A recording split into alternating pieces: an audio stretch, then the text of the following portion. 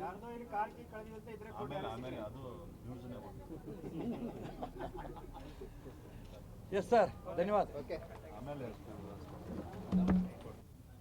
ಭಕ್ತಿಯ ಜ್ಞಾನದ ವಿಶೇಷವಾಗಿರತಕ್ಕಂಥ ಶಕ್ತಿ ಹೊಂದಿರತಕ್ಕಂಥ ವಿಜಯಪುರ ಜಿಲ್ಲೆಯೊಳಗೆ ಒಂದು ನ ಭೂತೋ ನ ಭವಿಷ್ಯತಿ ಅನ್ನೋ ರೀತಿಯೊಳಗೆ ಒಂದು ಅದ್ಭುತವಾಗಿರತಕ್ಕ ರಾಜ್ಯಾಧ್ಯಕ್ಷರಾಗಿರ್ತಕ್ಕಂಥ ಶ್ರೀಮತಿ ಶಿಲ್ಪಾ ಕುದರಗೊಂಡವರಿಗೆ ಕೂಡ ಸ್ವಾಗತವನ್ನು ತಿಳಿಸ್ತಾ, ಈ ಕ್ರಾಂತಿಗೆ ಒಂದು ಬ್ರಿಗೇಡಿನ ಕಾರ್ಯಾಧ್ಯಕ್ಷರಾಗಿರ್ತಕ್ಕಂಥ ಕೆ.ಇ. ಕಾಂತೇಶ್ ಅಣ್ಣವರಿಗೂ ಕೂಡ ಸ್ವಾಗತವನ್ನು ತಿಳಿಸ್ತಾ, ಸಮಸ್ತರಿಗೆ ಸ್ವಾಗತವನ್ನು ತಿಳಿಸಿ ಈ ಕಾರ್ಯಕ್ರಮ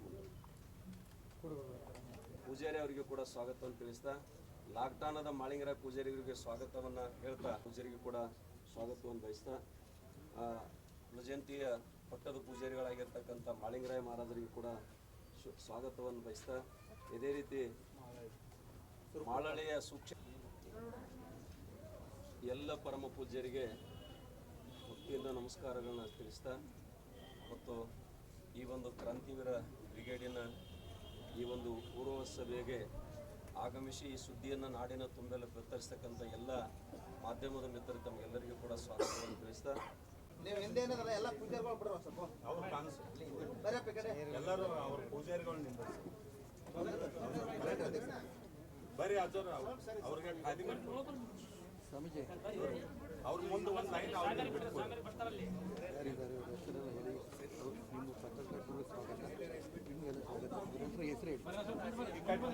ಮಾತಾಡ್ಬಾರ್ದು ಯಾರು, ಇರ್ಲಿ ಬಿಡು. ಕೋರದವರು ಕೌಲುಗುಡ್ಡದ ಗುರುಪೀಠದ ಅಮರೇಶ್ವರ ಮಹಾಸ್ವಾಮಿಗಳು ಈ ಒಂದು ಕ್ರಾಂತಿವೀರ ಬ್ರಿಗೇಡಿನ ಪ್ರಧಾನ ಕಾರ್ಯದರ್ಶಿಗಳು. ಇವತ್ತು ಈ ಒಂದು ವಿಚಾರವನ್ನು ರಾಜ್ಯದ ಜನತೆಗೆ ತಿಳಿಸಬೇಕು ಅಂತ ಇದು ಬಿಡುಗಡೆ ಆಗಿದೆ. ಈ ಪ್ಲಕಾರ್ಡ್ನಲ್ಲಿ ವಿಶೇಷವಾಗಿ ಈ ಒಂದು ಕ್ರಾಂತಿವೀರ ಬ್ರಿಗೇಡನ ಉದ್ಘಾಟನಾ ಸಮಾರಂಭದಲ್ಲಿ ಪೂಜ್ಯ ಅದೃಶ್ಯ ಕಾಡೇಶ್ವರ ಸ್ವಾಮೀಜಿಯವರು, ಕಾಡಸಿದ್ದೇಶ್ವರ ಸ್ವಾಮೀಜಿಗಳು, ಕನ್ನೇರಿ ಮಠ ಇವರು ಕೂಡ ಇದರಲ್ಲಿ ಉಪಸ್ಥಿತರಿರ್ತಾರೆ, ದಿವ್ಯ ಸಾನ್ನಿಧ್ಯ ವಹಿಸ್ತಾ ಇದ್ದಾರೆ. ಅದೇ ರೀತಿ ಕಾಗಿನೆಲೆ ಮಹಾಸಂಸ್ಥಾನದ ಕನಕ ಗುರುಪೀಠದ ತಿಂತಣಿ ಶಾಖಾ ಮಠದ ಶ್ರೀ ಸಿದ್ದರಾಮಾನಂದಪುರಿ ಮಹಾಸ್ವಾಮಿಗಳು ಕೂಡ ಅದರಲ್ಲಿ ಉಪಸ್ಥಿತರಿರ್ತಾರೆ.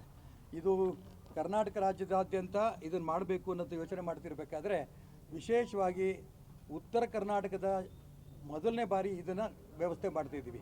ಕ್ರಾಂತಿವೀರ ಬ್ರಿಗೇಡಿನ ಮೊದಲನೇ ಉದ್ಘಾಟನೆ ಮಾನ್ಯ ಜಗಜ್ಯೋತಿ ಬಸವೇಶ್ವರರ ಜನ್ಮಸ್ಥಳ ಬಸವನ ಬಾಗೇವಾಡಿನಲ್ಲಿ ಇದು ಉದ್ಘಾಟನೆ ಮಾಡ್ತಾ ಇದ್ದೀವಿ.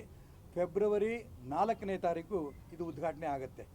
ಅವತ್ತು ಇಡೀ ಈ ಭಾಗದ 1008 ಪೂಜ್ಯ ಸಾಧು ಸಂತರು, ಪಟ್ಟದ ಪೂಜಾರಿಗಳು ಅವರ ಪಾದ ಪೂಜೆಯಿಂದ ಈ ಒಂದು ಬ್ರಿಗೇಡ್ ಅವತ್ತು ಉದ್ಘಾಟನೆ ಆಗ್ತಾ ಇದೆ.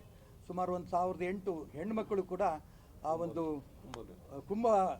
ಪೂರ್ಣ ಕುಂಭದಿಂದ ಈ ಸ್ವಾಮಿಗಳೆಲ್ಲ ಸ್ವಾಗತವನ್ನು ಮಾಡ್ತಾ ಇದ್ದಾರೆ. ಇಡೀ ಈ ಭಾಗದ ಕನಿಷ್ಠ 1 ಲಕ್ಷಕ್ಕೂ ಹೆಚ್ಚಿಗೆ ಭಕ್ತರು ಆ ಒಂದು ಕಾರ್ಯಕ್ರಮದಲ್ಲಿ ಭಾಗವಹಿಸ್ತಾ ಇದ್ದಾರೆ.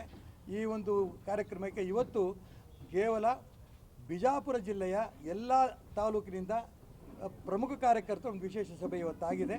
ಇದು ಬರುವಂಥ ದಿನಗಳಲ್ಲಿ ನಾವು 12ನೇ ತಾರೀಕಿಂದ ಫೆಬ್ರವರಿ 4ರ ತನಕನೂ ಕೂಡ ಈ ಒಂದು 5-6 ಜಿಲ್ಲೆಗಳಲ್ಲಿ ಎಲ್ಲ ಸಾಧು ಸಂತರು, ಎಲ್ಲ ಪ್ರಮುಖರು ಕೂಡ ಪ್ರತಿ ತಾಲೂಕುಗಳಿಗೂ ಹೋಗ್ತೇವೆ, ಅಲ್ಲಿಯ ಕಾರ್ಯಕರ್ತರನ್ನು ಭೇಟಿ ಮಾಡ್ತೇವೆ, ಅಲ್ಲಿ ನಾಗರಿಕರನ್ನು ಭೇಟಿ ಮಾಡ್ತೇವೆ. ಅದೇ ರೀತಿ ಸಾಧು ಸಂತರನ್ನ, ಪಟ್ಟದ ಪೂಜಾರನ್ನ ಭೇಟಿ ಮಾಡಿಕೊಂಡು ಈ ಒಂದು ಕಾರ್ಯಕ್ರಮಕ್ಕೆ ಸ್ವಾಗತವನ್ನು ಕರಿತಾ ಇದ್ದೇವೆ. ಒಟ್ಟಾರೆ ಈ ಕಾರ್ಯಕ್ರಮ ಉದ್ದೇಶ ಒಂದು, ಕರ್ನಾಟಕ ರಾಜ್ಯದಲ್ಲಿ ಸಾವಿರಾರು ಸಣ್ಣ ಸಣ್ಣ ಮಠಗಳಿದೆ, ಸಣ್ಣ ಮಠಗಳು, ಎಲ್ಲ ಸಮಾಜದ ಮಠಗಳು ಇದೆ, ಪಟ್ಟದ ಪೂಜಾರರುಗಳು ಇದ್ದಾರೆ, ಎಲ್ಲ ಬಡವರು, ಹೆಚ್ಚು ಕಡಿಮೆ ಅವರು ಗುಡಿಸಲಲ್ಲೇ ವಾಸ ಮಾಡ್ತಾ ಇದ್ದಾರೆ. ಆ ಮಠಗಳಿರೋದು, ಪೂಜಾರಿಗಳು ಇರೋದನ್ನು ಗುಡಿಸಲಲ್ಲಿ. ಈ ಒಂದು ಪೂಜಾರಿಗಳಿಗೆ, ಸಾಧು ಸಂತರ ಒಂದು ಅವರು ಇಡೀ ಸಮಾಜದ ದಲಿತರು, ಹಿಂದುಳಿದವರು, ಇಡೀ ಹಿಂದೂ ಸಮಾಜದ ಸಕಲ ಸಮಾಜದ ಮಠಾಧೀಶರುಗಳು, ಸಾಧು ಸಂತರು ಕೂಡ ಅದರಲ್ಲಿ ಇರ್ತಾರೆ. ಹಾಗಾಗಿ ಅವರ ಅಭಿವೃದ್ಧಿ ಆಗಬೇಕು, ಆ ಮಠಗಳ ಅಭಿವೃದ್ಧಿ ಆಗಬೇಕು. ಯಾಕಂದರೆ ಅವರು ತ್ಯಾಗ ಮಾಡಿದ್ದಾರೆ ಈ ಸಮಾಜಕ್ಕೆ ಒಳ್ಳೆಯದಾಗಬೇಕು ಅಂತ. ಧರ್ಮವನ್ನು ಜಾಗೃತಿ ಮಾಡೋದಕ್ಕೆ ಅವರು ಇಡೀ ಜೀವನವನ್ನೇ ಕೊಟ್ಟಿದ್ದಾರೆ. ಹಾಗಾಗಿ ಈ ಎಲ್ಲ ಸಾಧು ಸಂತರ ಮಠಗಳು ಮತ್ತು ಪಟ್ಟದ ದೇವರ ಮಠಗಳನ್ನು ಅಭಿವೃದ್ಧಿಪಡಿಸಬೇಕು, ಇದು ಮೊದಲನೇ ಉದ್ದೇಶ ನಮ್ಮದು. ಯಾಕಂದರೆ ಅವರು ಸಮಾಜದ ಜಾಗೃತಿಗೆ ಅವರು ಇಡೀ ಜೀವನವನ್ನೇ ಕೊಟ್ಟಿರಬೇಕಾದ್ರೆ ಅವರ ಮಠ ಮಂದಿರಗಳಿಗೆ ಸರಿಯಾದ ಸ್ಥಾನಮಾನ ಇಲ್ಲ ಅಂತಂದರೆ ಅವರಿಗೆ ಗೌರವ ಇಲ್ಲ ಅಂದರೆ ಸರಿ ಹೋಗ್ಲಿಕ್ಕಿಲ್ಲ. ಅದಕ್ಕೆ ಗೌರವ ಕೊಡಬೇಕು ಅನ್ನೋಂಥ ದಿಕ್ಕಿನಲ್ಲಿ ಒಂದು ಪ್ರಯತ್ನವನ್ನು ಮಾಡಿದ್ವಿ. ಹಿಂದೆ ನಮ್ಮ ಸರ್ಕಾರ ಇರೋಂಥ ಸಂದರ್ಭದಲ್ಲಿ ದೊಡ್ಡ ದೊಡ್ಡ ಮತಗಳು ಹಿಂದುಳಿದ ಮತ್ತು ದಲಿತ ಸಮಾಜಗಳಿಗೆ ಮತ್ತು ಬೇರೆ ಬೇರೆ ಸಕಲ ಸಮಾಜಕ್ಕೂ ಕೂಡ ಮೊದಲನೇ ಬಾರಿ ಮಾನ್ಯ ಸದಾನಂದ ಗೌಡರು ಮುಖ್ಯಮಂತ್ರಿ ಆಗಿದ್ದಾಗ 109 ಕೋಟಿ ರೂಪಾಯಿ ಒಂದು ಮೊದಲನೇ ಬಾರಿ ಕೊಟ್ಟಿತ್ತು. ಎರಡನೇ ಬಾರಿ ಬಸವರಾಜ ಬೊಮ್ಮಾಯಿ ಅವರು ಮುಖ್ಯಮಂತ್ರಿ ಆಗಿದ್ದಂಥ ಸಂದರ್ಭದಲ್ಲಿ 129 ಕೋಟಿ ಕೊಟ್ಟಿದೆ.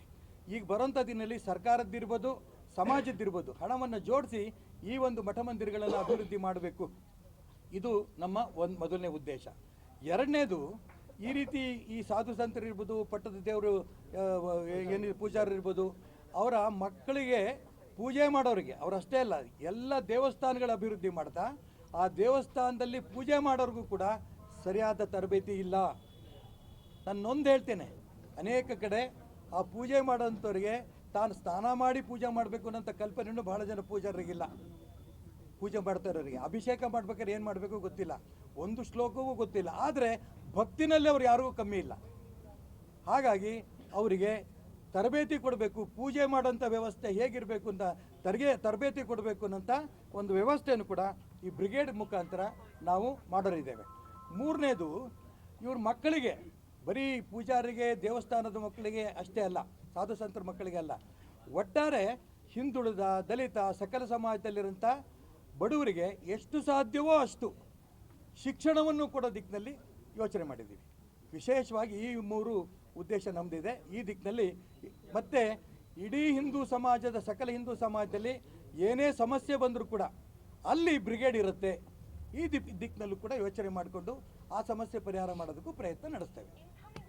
ಇದು ಮೊದಲನೇ ಕಾರ್ಯಕ್ರಮ. ಇದು ಮೊದಲನೇ ಕಾರ್ಯಕ್ರಮಕ್ಕೆ ನಮ್ಮ ನಿರೀಕ್ಷೆಗೆ ಮೀರಿ ಬೆಂಬಲ ಸಿಗ್ತದೆ. ಬರೀ ಬಿಜಾಪುರ ಜಿಲ್ಲೆಯದು ಬಹಳ ಜನ ಸುದ್ದಿನೂ ಕೊಟ್ಟಿರಲಿಲ್ಲ, ಇವತ್ತು ಸೇರಿಕೊಂಡಿದ್ದಾರೆ.